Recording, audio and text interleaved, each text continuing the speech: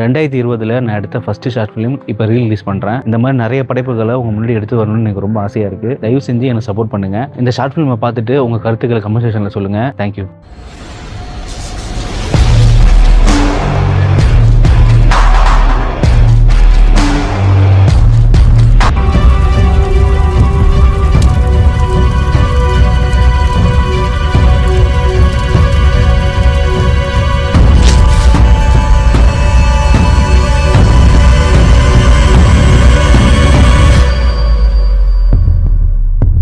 சென்னையில் ஐடிஐ மாணவர் நள்ளிரவில் ஓட விரட்டி படுகொலை செய்யப்பட்ட கண்காணிப்பு கேமரா காட்சிகள்.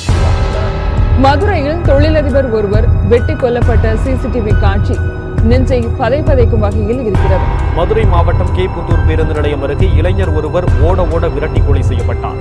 அவரை கொலை செய்த கும்பலில் ஒருவரை போலீசார் மடக்கி பிடித்தனர். இது குறித்த கூடுதல் விவரங்களை தருகிறார் எமது செய்தியாளர் ராஜ்குமார். சாதி வெறியால் தமிழ்நாட்டில் மீண்டும் ஒரு கொலை அரங்கேறியுள்ளது. தொடரும் ஆணவ கொலைகளை தடுக்க இந்த சமூகம் என்ன செய்ய வேண்டும் என்பதை விவரிக்கிறது இந்த செய்தி தொகுப்பு. திருப்பூர் மாவட்டம் உடுமலைப்பேட்டையில் பட்டப்பகலில் நிகழ்த்தப்பட்ட படுகொலை சம்பவம் மனிதாபிமான அடிப்படையிலும் சமூக அக்கறையிலும் பல்வேறு கேள்விகளை எழுப்பி வருகிறது.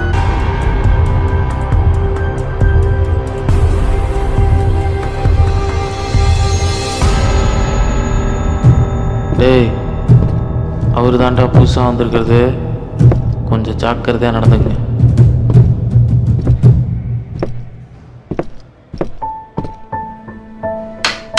ரவி, ரவி,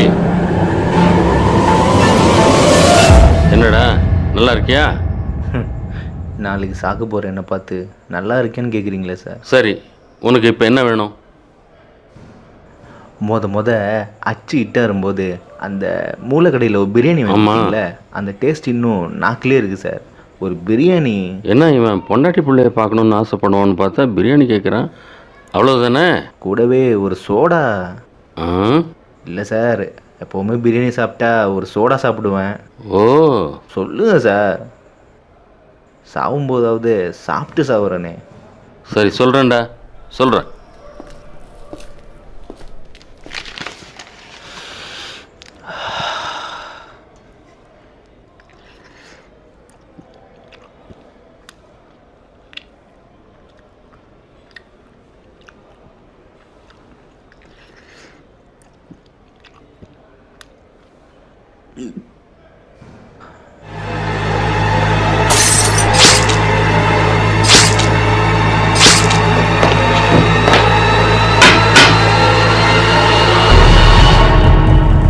ஏன் சார், இந்த பாட்டிலை உடச்சி உங்களை குத்திட்டு இங்கேருந்து நான் தப்பிச்சிடலாம்ல சார்?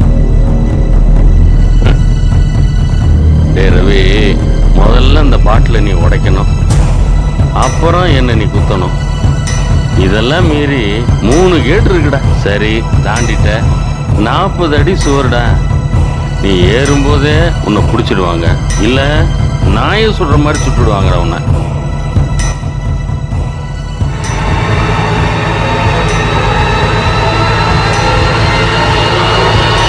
சாப்பிட்ற. கோச்சிக்காதீங்க சார், சும்மா.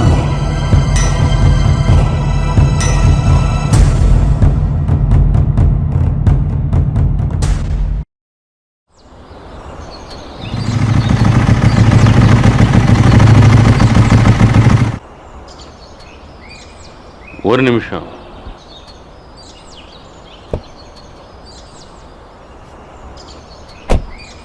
வாங்க செல்வராஜ், உங்களை ஏன் வர சொன்னேன்னா, இந்த ரவி கேஸ் சம்மந்தமாக மேல் இடத்துலேருந்து ப்ரெஷர் மேலே ப்ரெஷர். அவன் ஏற்கனவே மனு ரீதியாகவும் மருத்துவ ரீதியாகவும் 2 முறை தப்பிக்க முயற்சி பண்ணியிருக்கான். ஆனால் இந்த தடவை அது நடக்கக்கூடாது. நான் வேணா இன்னைக்கு நைட்டு ரவியை பார்த்துக்கிட்டோமா சார்? இல்லை, அதை நான் பார்த்துக்கிறேன். முக்கியமான விஷயம் என்னென்னா,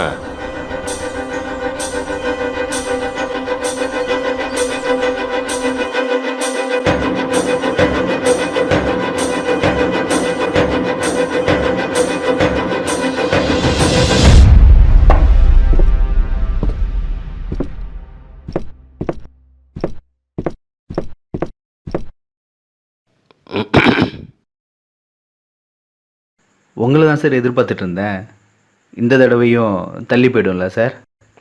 போயிடும் பாருங்களேன். அதெல்லாம் சரி, இந்த கொலை பண்ணும்போதெல்லாம் உங்களுக்கு பயமாக இருக்காதடா? இல்லாமல் எப்படி சார் இருக்கும்? ஒரு கட்டிங்கை உள்ளே போட்டு அப்படி கத்தியை பிடிச்சேன்னு வச்சுக்கோங்க, சரக் சரக் அப்படி போயிட்டு வரும் சார். அதெல்லாம் ஒரு விதமான போதை சார். அப்போ இதெல்லாம் போதையில் தான் பண்ணுவேன். அது எப்படி போதையில் இருந்தால் நம்மளை போட்டுருவானுங்களே. நீ பண்ணுறதெல்லாம் தப்பா ரைட்டான்னு யோசனை பண்ண மாட்டியாடா? சார், உங்கள் படத்தில் நீங்கள் ஹீரோ, நான் வில்லன். என் படத்தில் நான் ஹீரோ சார். என் மனசுக்கு எது சரின்னு தோணுதோ அதான் நான் செய்வேன். என்னைக்காவது அது மாதிரி யோசிக்கிற சூழ்நிலை வந்தா? புரியல சார். உனக்கு திருந்துறதுக்கு வாய்ப்பு கிடைச்சா நீ என்னடா பண்ணுவ? இதெல்லாம் இந்த மூளைக்கு எட்டாது சார். இதான் வாழ்க்கைன்னு அப்படியே வாழ்ந்துட்டேன். அதெல்லாம் நடக்கிறப்ப பார்த்துக்கலாம் சார். சரி, உனக்கு ரெண்டும் பொட்ட பிள்ளையா இருக்க, அவங்க வாழ்க்கையை பற்றி யோசிச்சு பார்த்துருக்கியா? பிறந்தது என்னவோ பொட்ட பசங்க தான், ஆனால் ரெண்டும் ஆம்பளைக்கு சமம். நம்ம பசங்க தெரிஞ்சிட்டா அப்படியே அலறுவானுங்க சார். அதுதான் உன் பொண்ணுங்க லைஃப்பில் நீ ஒரு கொலைகாரன் அப்படின்றதுலையே யாரும் அவங்கள பார்க்க போகிறதும் இல்லை, கல்யாணமும் பண்ண போகிறதும் இல்லை. கடைசி வரைக்கும் கண்ணி கழியாமலேயே அவங்க சாக போகிறாங்க. அதெல்லாம் இல்லை சார். யாரையாவது கட்டுற தலையன்னா கட்ட போகிறான். அதுக்கு நீ உயிரோடு இருக்கணுமே. என்ன சார், எப்படியும் தள்ளி போயிடும். அப்புறமும் இப்படி தான் சேரை போட்டு உட்காந்து என்கிட்ட பேசிகிட்டு இருக்க போகிறீங்க சார். Ready sir. 3 மணி வரை வெயிட் பண்ணியாச்சு ரவி. எந்த இன்ஃபர்மேஷனும் இல்லை. உனக்கான டைம் முடிஞ்சிருச்சு. என்ன சார் சொல்கிறீங்க? உனக்கு 5 மணிக்கு தூக்கு. அப்பா, எப்பப்பா வருவேன்? உன்னை பார்க்கணும் போல இருக்குப்பா. சீக்கிரம் வாப்பா. மாமா, நீ இல்லைன்னா நாங்கள் என்ன பண்ணுவோம் சொல்லு. வேணாம் மாமா, விட்டு வாழ்கிறதுக்கு எவ்வளவோ வழி இருக்கு மாமா. இந்த காசுக்காக கொலை பண்ணுறது நமக்கு வேணாம் மாமா. நீ பண்ணுற பாவலாம் நம்ம பிள்ளைங்க தலையில் தானே வந்து விடியும். நாளைக்கு ஒன்று யாராவது கொலை பண்ணிட்டா நாங்கள் என்ன பண்ணுறது மாமா? எந்த கேஸ் வந்தாலும் நான் பார்த்துக்கிறேன். எந்த பிரச்சனை வந்தாலும் அண்ணன் நான் இருக்கேன். தைரியமாக பண்ணுறது.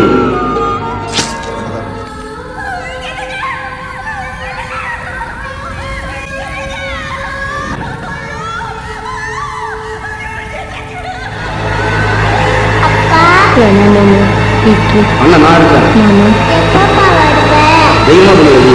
அண்ணன் நான் இருக்கேன்.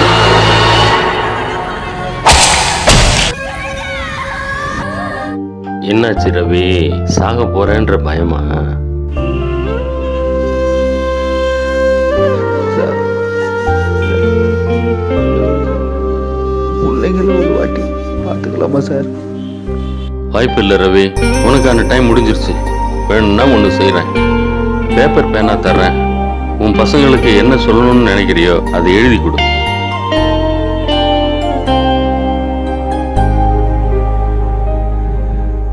என் பிள்ளைங்களோட வாழணும்னு ஆசையாக இருக்கு சார். உன்ன மாதிரி ஆளுக்கெல்லாம் இதுதான் ரவி முடிவு. ஒன்று இங்கே வந்து சாவிங்க, இல்லை மற்றவங்க கையில் சாவிங்க. இதில் வாழ்க்கைலாம் கத்தியை பிடிச்சி கொலை பண்ண வாய்ப்பு கிடைச்ச உனக்கு உன் பிள்ளைங்க கையை பிடிச்சி வாழ வாய்ப்பு கிடைக்கல பத்தியா?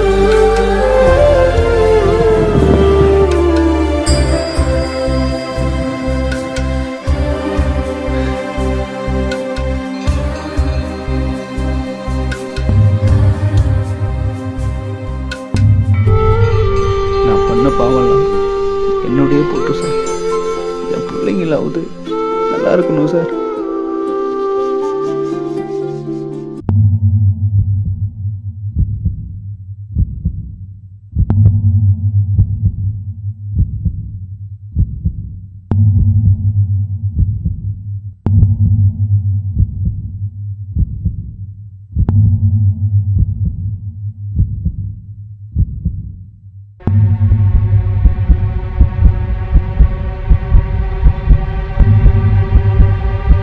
சார் ஏய் ஸ்டாப், ஓப்பன் இட். ஏன் சார் என்னை தூக்கில் போட்டுட்டா எல்லாரும் திருந்துருவாங்கல்ல சார்? எரிஞ்சவனை விட்டுட்டு அம்பை மட்டுமே உடைச்சிட்டு இருந்தா என்ன சார் நியாயம்?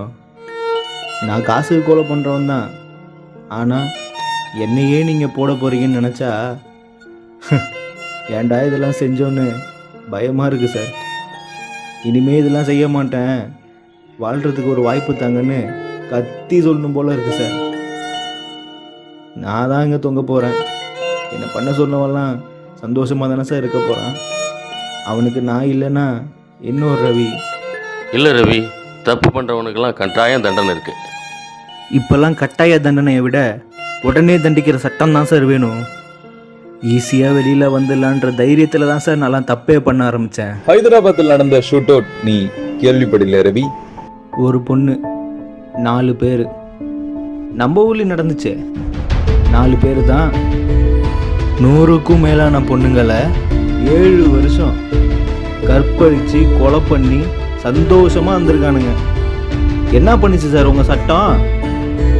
என்ன மாதிரி ஆளுங்களுக்கு தானே உங்கள் சட்டம் கடமையை செய்யும். பண்ண போகிற தப்புக்கு முன்ஜாமீன் கொடுக்குற நாடு சார் இது. எவ்வளோ பெரிய ஆளாக இருந்தாலும் பொண்ணுங்களை தொட்டாலோ கத்தியை தூக்குனாலோ செத்துருவோன்ற பயம் வரணும். அதுக்கு கடுமையான தண்டனை உடனே கொடுக்கணும். அதை நிறைவேற்றுற தைரியம் அதிகாரிகளுக்கும் இருக்கணும்.